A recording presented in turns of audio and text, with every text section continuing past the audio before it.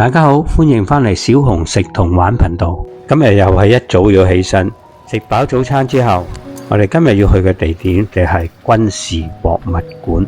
我訂咗今日早上嘅9點鐘門票。如果各位想去的話，就要早7日前搶票。咁我哋響王府井行落去王府井站1號線，坐去海定區嘅軍事博物館啦。去到只係8點。我亦都唔咁急於去排隊，所以我就喺附近行下啦。呢間梅地亞中心響1990年中國第一次響北京舉辦亞運會時嘅亞運新聞發佈中心，係由中央電視台同日本電視台合辦，發佈有關亞運消息。記者雲集於此，有酒店及餐廳。而佢對面就有一個玉淵潭公園，裏面面積相當之大，係一個好受歡迎嘅本地公園。我哋公餘時間都會成日嚟呢度運動或者划下艇。嗰時好似係5仙入場費，而家亦都好多居民嚟呢度游下水或者做下早操。而呢度嘅面積好大，同埋整得相當之靚。我只在門口回顧一下。好啦，行咗一陣，我哋就行返出去軍事博物館，準備入場啦。我以前有一層在附近工作，都未有呢座建築物。當我哋行返出嚟嘅時候，已經好多人排隊啦。遠望嗰度就係出名嘅京西賓館。我排咗大約半個鐘頭就入到去軍事博物館啦。呢個地方好大。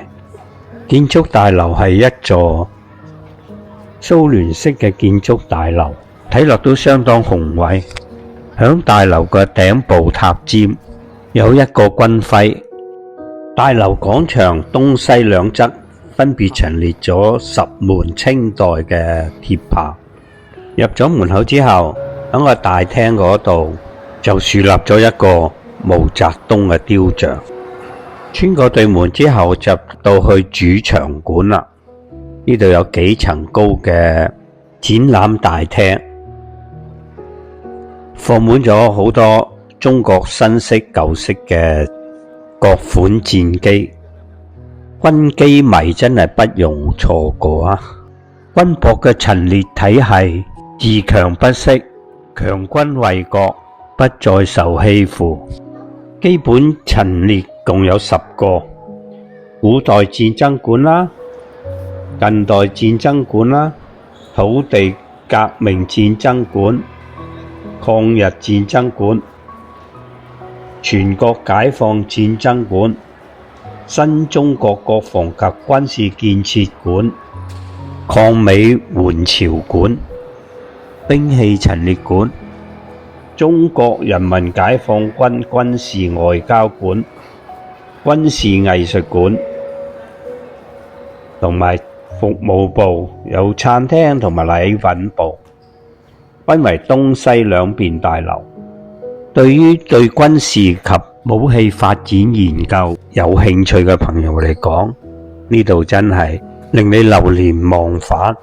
軍事博物館收藏咗34萬多件文物同埋展品，其中國家一級文物1793件，大型武器裝備290多件，藝術品1600多件，對外軍事交往中受贈禮品2000多件。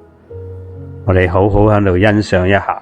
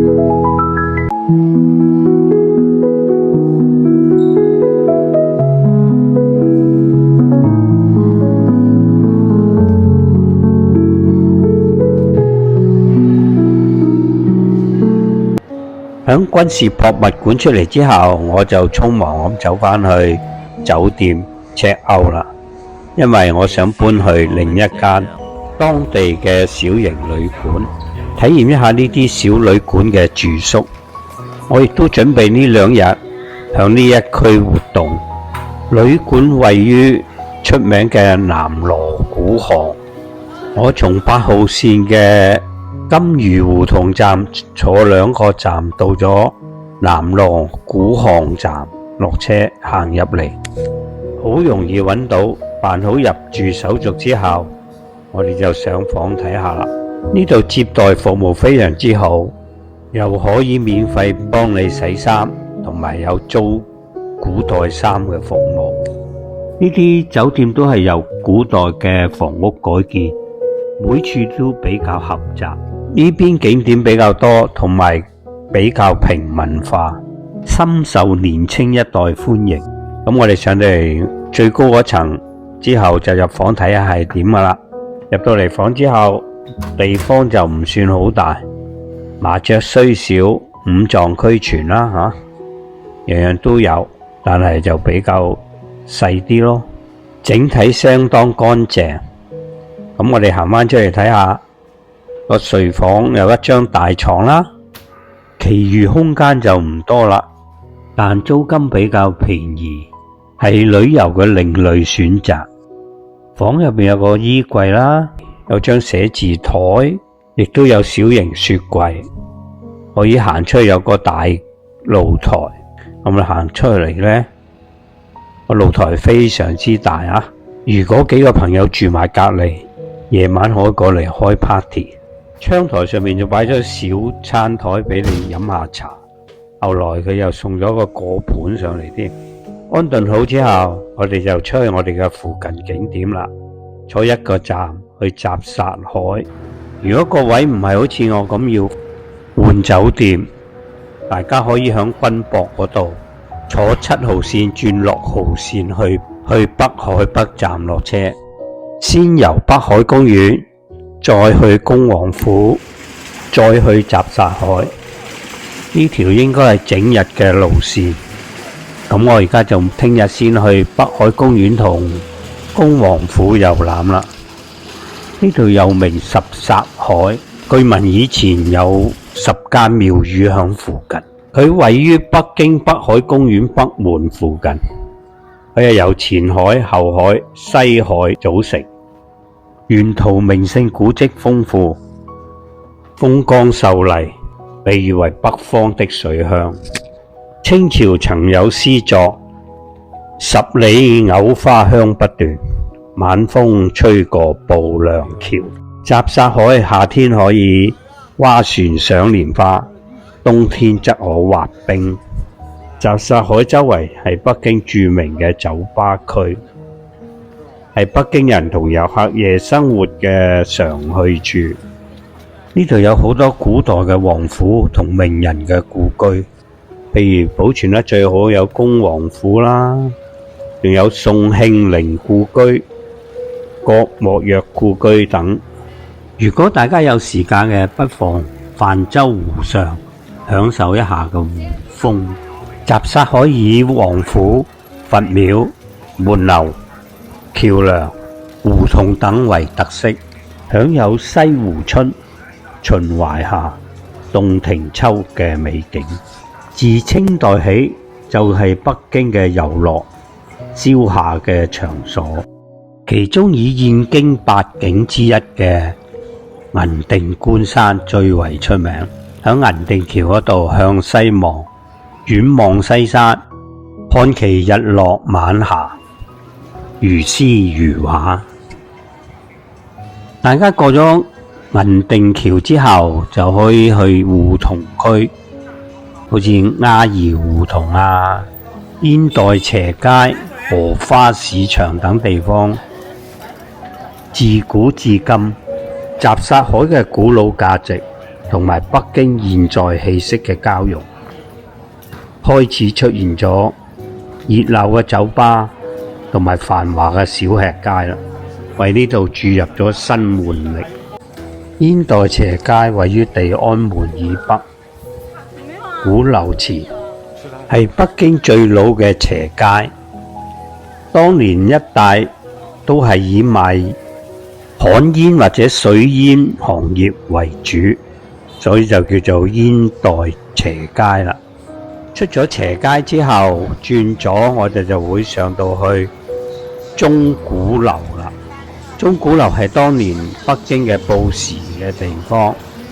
首先入眼簾嘅係鼓樓，係一座色彩鮮豔而帶有氣勢磅礴嘅紅色建築，高度為47米。而鐘樓嘅外牆則由石磚鋪設，更容易染上歲月嘅痕跡。我哋響鼓樓東街一直向前行，冇耐就去到南鑼鼓巷嘅北門。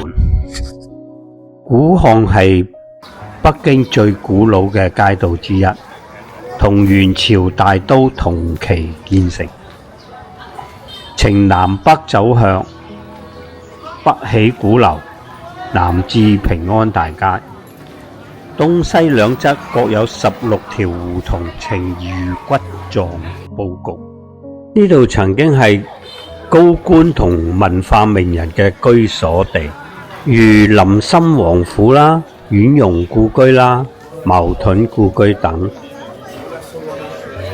呢度亦有一間好著名嘅學院，就係中央戲劇學院啦。知名嘅演員好似姜文啊、鞏俐啊，均出自於此。現時街內有好多文藝特色小店，深受年輕人鍾意，集老北京風情同現代時尚為一體。呢度亦都係地鐵8號線同6號線南鑼鼓巷嘅站。我今晚居住嘅酒店就係響呢條街度，我都買咗啲小食同飲品，返酒店休息一下。到咗夜晚我就出去北京另一間著名嘅涮羊肉餐廳再涮羊肉啦。北京烤鴨同埋涮羊肉簡直就係我嘅賣飛佛啦。呢間餐廳都係用銅爐炭爐去涮羊肉，佢哋標榜手切新鮮羊肉。涮羊肉一般都係以清水開爐，然後加一啲乾冬菇啊、大蔥、蝦米，增加香味。佢哋唔係好似廣東火鍋咁樣用高湯嚟打邊爐，佢哋追求原味。咁呢個小哥仲幫我搣咗一啲糖蒜，糖蒜係非常之好食嘅甜醃蒜頭。咁另外調教一啲麻醬嘅汁醬，煎半灼熟嘅肉嚟食，好簡單但係好好味。而佢旁邊亦有啲南乳啊、辣椒啊、西蔥嗰類嘅嘢俾你加落啲汁醬嗰度。可惜佢就冇咗我最中意嘅韭菜醬。我個人好中意韭菜醬配涮羊肉。咁我哋亦都order一啲鴨血，鴨血又好適合我嚟打邊爐，軟滑可口。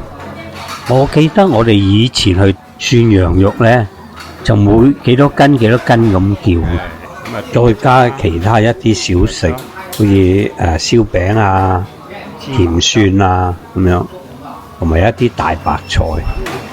跟住最緊要就係開一支二鍋頭嚟飲。今次我嚟北京呢，就發現咗一種叫做冰菜，好爽口，好好食，打邊爐或者做沙律都可以。有機會試下啦。最後食埋我中意嘅燒餅之後，就好心滿意足咁樣返去酒店休息啦。今餐應該係我呢次北京之旅嘅最後晚餐啦。明天最後一日行程，敬請留意。多謝收睇，拜拜。